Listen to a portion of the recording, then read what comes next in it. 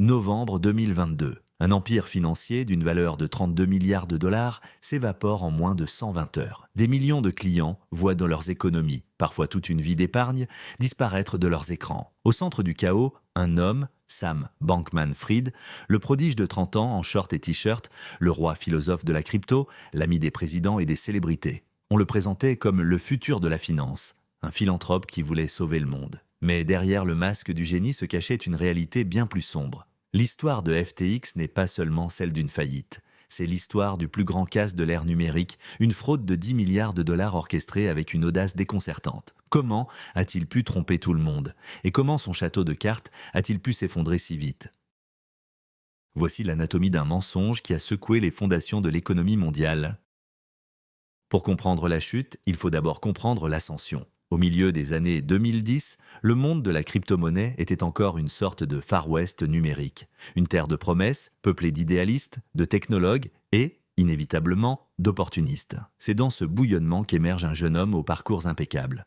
Sam Bankman-Fried, surnommé SBF, est le fils de deux professeurs de droit de Stanford, diplômés du prestigieux Massachusetts Institute of Technology. Il ne ressemble pas au loup de Wall Street.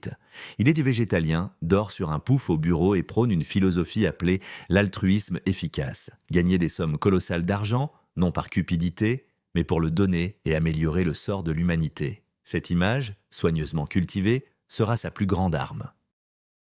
Elle lui a ouvert toutes les portes, de la Silicon Valley à Washington, et a convaincu des millions de personnes de lui confier leur argent.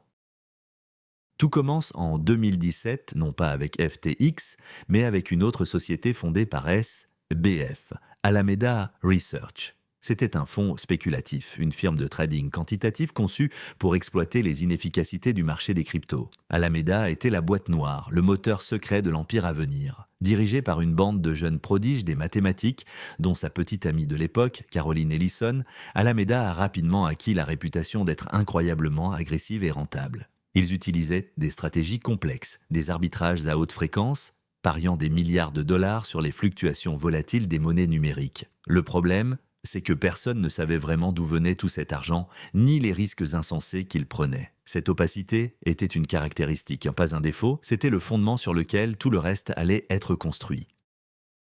2 ans plus tard, en 2019, SBF lance FTX. Le discours officiel était simple et séduisant. Les plateformes d'échange de crypto existantes étaient peu fiables et complexes. FTX serait différente. Une plateforme créée par des traders pour des traders. Elle offrait des produits financiers exotiques, des contrats à terme, des produits dérivés permettant aux investisseurs de parier sur la hausse ou la baisse des prix. La plateforme était élégante, rapide et surtout, elle semblait sûre. SBF a utilisé la réputation et le capital d'Alameda pour lancer FTX, mais il a toujours insisté sur un point crucial. Les deux entités étaient totalement séparées. Il a juré qu'il y avait un mur infranchissable entre les activités de trading à haut risque d'Alameda et les fonds des clients déposés en toute sécurité sur FTX. C'était le premier grand mensonge, et le plus fondamental de tous. Au cœur du système FTX se trouvait une invention, une sorte de monnaie magique créée de toutes pièces, le token FTT. Officiellement, c'était un jeton utilitaire offrant des réductions sur les frais de transaction sur la plateforme. Mais en coulisses, son rôle était bien plus sombre. FTX en a émis des centaines de millions sans aucune valeur intrinsèque. Une grande partie de ces jetons était ensuite transférée, souvent en secret, à sa société sœur, Alameda Research. Alameda pouvait alors utiliser ces tokens FTT comme garantie pour emprunter de l'argent réel, des dollars ou des bitcoins, auprès d'autres prêteurs. C'était un château de cartes financier. Imaginez que vous imprimez vos propres billets de Monopoly, que vous les déposez dans votre propre banque, puis que vous utilisez ce dépôt comme preuve de richesse pour obtenir un prêt d'une vraie banque. C'était le mécanisme de base. Tant que tout le monde croyait en la valeur du FTT, l'illusion tenait. Pour que l'illusion fonctionne, il fallait que le monde entier croie en FTX. Sam Bankman-Fried s'est alors lancé dans une campagne marketing d'une ampleur sans précédent. Il a dépensé des centaines de millions de dollars pour apposer le nom de FTX partout. Une publicité au Super Bowl avec la star de la comédie Larry David. Le nom de la reine de l'équipe de basket des Miami Heat, rebaptisée FTX Arena. Des partenariats avec des icônes mondiales comme Tom Brady, Gisele Bündchen ou Stephen Curry. Le message était clair, FTX n'est pas une obscure start-up crypto, c'est une institution financière solide, digne de confiance, aussi légitime que les plus grandes banques. Chaque logo, chaque poignée de main avec une célébrité, renforçait la valeur perçue du token FTT et attirait de nouveaux clients dont les dépôts alimentaient la machine. C'était un cercle vicieux, ou plutôt vertueux, du point de vue de SBF. Mais la conquête ne s'est pas arrêtée au sport et au divertissement. La véritable cible stratégique était Washington DC, le cœur du pouvoir politique et réglementaire. Sam Bankman-Fried est devenu l'un des plus grands donateurs politiques des États-Unis, versant des dizaines de millions de dollars, principalement au Parti démocrate, mais aussi à certains républicains. Il passait ses journées à faire du lobbying au Congrès, se présentant comme le visage responsable de la crypto. Il plaidait pour une réglementation intelligente, une réglementation qu'il aiderait lui-même à rédiger. En réalité, il cherchait à obtenir un cadre légal qui légitimerait FTX tout en laissant des failles béantes que lui seul pourrait exploiter. Il achetait de la crédibilité et de l'influence, construisant un bouclier politique autour de son empire financier fragile. Les politiciens, éblouis par ses dons et son discours technophile, l'ont accueilli à bras ouverts. Pendant que SBF charmait le monde, la vie au siège de FTX, un penthouse de luxe à 30 millions de dollars aux Bahamas, ressemblait à un film. Une dizaine de jeunes d'une vingtaine d'années, formant le cercle rapproché de SBF, vivaient et travaillaient ensemble 24 heures sur 24. Les frontières entre le professionnel et le personnel étaient totalement effacées. Des relations amoureuses, polyamoureuses, une consommation de drogue pour améliorer les performances et des décisions financières se prenant à 3 heures du matin entre deux parties de jeux vidéo. Des milliards de dollars de fonds de clients étaient gérés sans aucune supervision d'adultes, sans conseil d'administration, sans service de comptabilité digne de ce nom. C'était une culture d'arrogance et d'impunité, la croyance qu'ils étaient plus intelligents que tout le monde et que les règles ne s'appliquaient pas à eux. Au printemps 2022, le marché de la crypto connaît son premier grand séisme avec l'effondrement de l'écosystème Terra et de son stablecoin Luna. Des milliards de dollars sont anéantis et plusieurs grandes entreprises du secteur sont au bord de la faillite. C'est à ce moment-là que Sam Bankman-Fried joue son coup de maître. Il se positionne en sauveur, le JP Morgan de la crypto. Avec l'argent des clients de FTX, il rachète des entreprises en difficulté, accorde des lignes de crédit et se présente comme le seul adulte dans la pièce, le pilier de stabilité dans la tempête. Cette manœuvre a un double effet. Elle renforce son image de leader visionnaire et élimine des concurrents. Mais en réalité, il ne faisait que masquer les propres pertes colossales d'Alameda Research qui avait été durement touché par le crash. Il utilisait l'argent des autres pour boucher les trous de son propre navire qui coulait. Le début de la fin arrive le 2 novembre 2022 sous la forme d'un article. Un site d'information spécialisé dans la crypto, CoinDesk, publie un rapport qui a l'effet d'une bombe. Le journaliste a réussi à obtenir une copie du bilan financier d'Alameda Research. Ce document secret révèle une vérité choquante. Sur les 14,6 milliards de dollars d'actifs détenus par Alameda, près de 6 milliards sont constitués de tokens FTT, la monnaie créée par sa société sœur FTX. Le château de cartes était exposé au grand jour. Alameda n'était pas riche grâce à des stratégies de trading géniales. Sa richesse était une fiction basée sur une monnaie qu'elle contrôlait et dont la valeur était artificiellement gonflée. Le mur prétendument infranchissable entre FTX et Alameda n'existait pas. Les deux entreprises étaient liées dans une spirale mortelle. La nouvelle se répand comme une traînée de poudre, mais c'est un seul homme qui va allumer la mèche, Changpeng Zhao, connu sous le nom de CZ, le fondateur et PDG de Binance, la plus grande plateforme d'échange de crypto au monde et le principal rival de FTX. Binance avait été l'un des premiers investisseurs de FTX et détenait une énorme quantité de tokens FTT. Le 6 novembre, CZ annonce publiquement sur Twitter qu'en raison des récentes révélations, Binance allait liquider la totalité de sa position en FTT, soit plus de 500 millions de dollars. C'était une déclaration de guerre. En annonçant cette vente massive, CZ a déclenché une panique généralisée. Si même le plus grand acteur du marché perdait confiance dans le FTT, pourquoi les autres devraient-ils en garder ? Le prix du FTT a commencé à chuter vertigineusement. L'annonce de CZ a provoqué l'équivalent d'un bank run, une panique bancaire à l'ère numérique. Des centaines de milliers de clients de FTX, effrayés, se sont précipités sur la plateforme pour retirer leur argent en même temps. En l'espace de 72 heures, ils ont tenté de retirer plus de 6 milliards de dollars. Au début, les retraits fonctionnaient. SBF tweetait frénétiquement, assurant que FTX va bien, les actifs vont bien. Il affirmait que l'entreprise avait suffisamment de réserves pour couvrir tous les dépôts des clients. Mais rapidement, la machine s'est grippée. Les retraits ont été ralentis, puis suspendus, l'argent a été bloqué, la panique s'est transformée en terreur. Les clients ont compris que la promesse de SBF était un mensonge. L'argent qu'ils pensaient être en sécurité sur leur compte n'était tout simplement plus là. Derrière les portes closes, c'était le chaos total. Sam Bankman-Fried cherchait désespérément à lever des fonds pour combler le trou béant dans ses comptes. Il a appelé tous les grands investisseurs de la planète, mais personne ne voulait toucher à son entreprise toxique. Il s'est même tourné vers son rival CZ pour un sauvetage. Binance a brièvement envisagé de racheter FTX, mais après avoir examiné les livres de compte pendant quelques heures, ils se sont retirés déclarant que les problèmes étaient au-delà de notre contrôle ou de notre capacité à aider. La vérité était bien pire que ce que tout le monde imaginait. Il ne manquait pas quelques millions, mais des milliards. Le trou noir était estimé entre 8 et 10 milliards de dollars. L'Empire était en chute libre et il n'y avait aucun parachute. Alors, où était passé l'argent ? La réponse se trouvait dans la relation secrète et frauduleuse entre FTX et Alameda. Les enquêteurs ont découvert plus tard qu'une porte dérobée, un backdoor, avait été intégrée dans le code de la plateforme FTX. Cette porte dérobée permettait à Alameda Research de puiser directement dans les fonds des clients de FTX, comme s'il s'agissait de sa propre tirelire. Alameda pouvait emprunter des sommes illimitées sans jamais fournir de garantie et sans risquer d'être liquidé si ses paris tournaient en mal, un privilège qu'aucun autre utilisateur n'avait. Pendant des années, SBF avait secrètement siphonné les dépôts de ses clients pour financer les paris risqués d'Alameda, pour acheter des biens immobiliers de luxe, pour faire des dons politiques et pour financer son style de vie extravagant. Le mur entre les deux sociétés n'a jamais existé. En réalité, c'était un pipeline.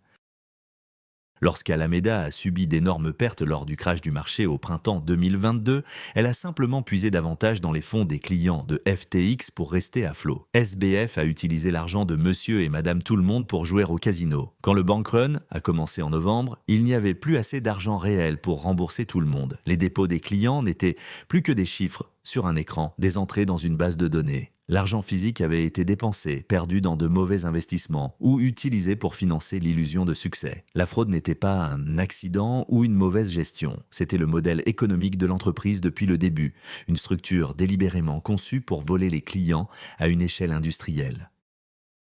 Le 11 novembre 2022, à court d'options, Sam Bankman-Fried n'a eu d'autre choix que de déclarer FTX en faillite, se plaçant sous la protection du chapitre 11 de la loi américaine. Pour superviser la procédure, un expert en restructuration a été nommé, John Giray, le troisième. C'est un homme qui a passé sa carrière à nettoyer les pires désastres d'entreprise, notamment le tristement célèbre scandale Enron. Mais même lui n'était pas préparé à ce qu'il a trouvé chez FTX. Dans sa première déclaration au tribunal, ces mots étaient glaçants. Il a écrit « Jamais dans ma carrière, je n'ai vu un échec aussi complet des contrôles d'entreprise et une absence aussi totale d'informations financières fiables. » De la compromission de l'intégrité des systèmes à la surveillance réglementaire défaillante à l'étranger, en passant par la concentration du contrôle entre les mains d'un très petit groupe d'individus inexpérimentés, peu avertis et potentiellement corrompus, cette situation est sans précédent.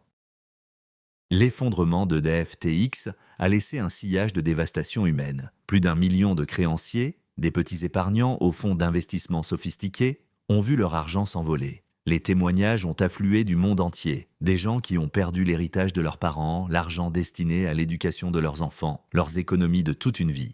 Certains avaient placé tout leur patrimoine sur FTX, convaincus par le marketing agressif et l'image rassurante de SBF qu'il s'agissait de l'endroit le plus sûr pour investir. La chute n'a pas seulement causé des pertes financières. Elle a détruit la confiance, brisé des rêves et poussé certaines personnes au désespoir. Ce n'était pas une victime sans visage. Derrière les milliards de dollars manquants se trouvaient des vies ordinaires, bouleversées par la cupidité d'une seule personne et de son cercle rapproché.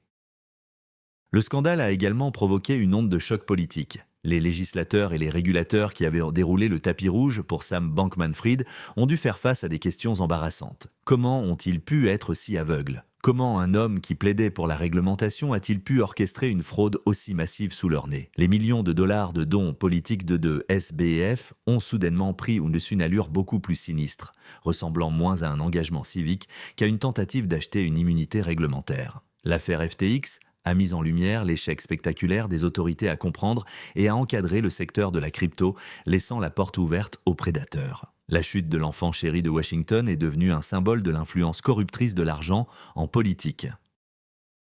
Pendant ce temps, Sam Bankman-Fried, reclus dans son penthouse aux Bahamas, a entamé une tournée médiatique surréaliste. Contre l'avis de ses avocats, il a donné des interviews à de grands médias, s'excusant de manière confuse pour ses erreurs de gestion, mais niant toute intention frauduleuse. Il a prétendu ne pas savoir ce qui se passait, se décrivant comme un PDG dépassé par la croissance de son entreprise. Mais ses jours de liberté étaient comptés. Le 12 décembre 2022, sur la base d'un acte d'accusation scellé des procureurs américains, SBF a été arrêté par la police des Bahamas. Les images de l'ancien milliardaire, menotté et au regard vide, ont fait le tour du monde. Le roi de la crypto était déchu, en route vers une prison américaine pour faire face à la justice. Le procès de Sam Bankman-Fried s'est ouvert à New York en octobre 2023. L'accusation a présenté une montagne de preuves, dépeignant SBF non pas comme un entrepreneur maladroit, mais comme un criminel calculateur qui a menti à ses investisseurs, à ses clients et au public pendant des années. La défense a tenté de le présenter comme un nerd bien intentionné qui en a été mal conseillé par son entourage. Mais le coup de grâce est venu de son propre cercle rapproché. Caroline Ellison, son ex-petite amie et PDG d'Alameda, ainsi que d'autres hauts dirigeants de FTX, ont plaidé coupables et ont accepté de témoigner contre lui. Leurs témoignages ont été dévastateurs, décrivant en détail comment SBF leur avait ordonné de commettre des fraudes, de mentir aux investisseurs et de détourner les fonds des clients. Ils ont confirmé que tout le monde au sommet savait que l'Empire était une escroquerie. Le témoignage de Caroline Ellison fut particulièrement accablant. Elle a expliqué au jury, avec un calme glaçant, comment Alameda avait pris des milliards de dollars de fonds de clients de FTX pour rembourser ses propres prêts. Elle a révélé que SBF était obsédé par son image publique et sa volonté de devenir un jour président des États-Unis. Selon elle, son altruisme n'était qu'une façade, un outil pour gagner en pouvoir et en influence.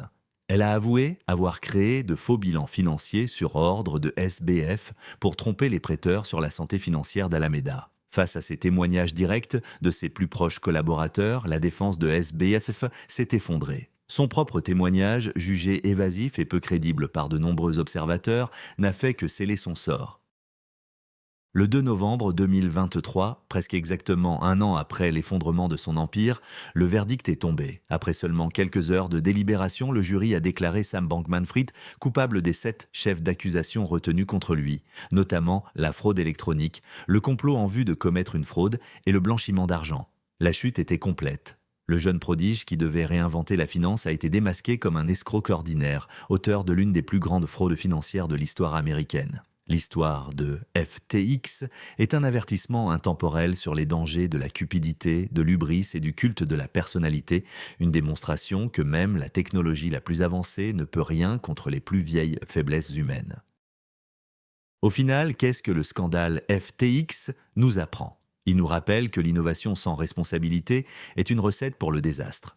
FTX a utilisé le langage futuriste de la blockchain et du Web 3.0 pour masquer une fraude vieille comme le monde. Ce n'était pas un échec de la technologie, mais un échec humain et réglementaire. Le scandale a laissé une cicatrice profonde sur l'industrie de la crypto, détruisant la confiance de millions de personnes et invitant à un examen réglementaire beaucoup plus strict dans le monde entier. Le temps des promesses utopiques et du Far West numérique est peut-être révolu, remplacé par une ère de scepticisme et de surveillance.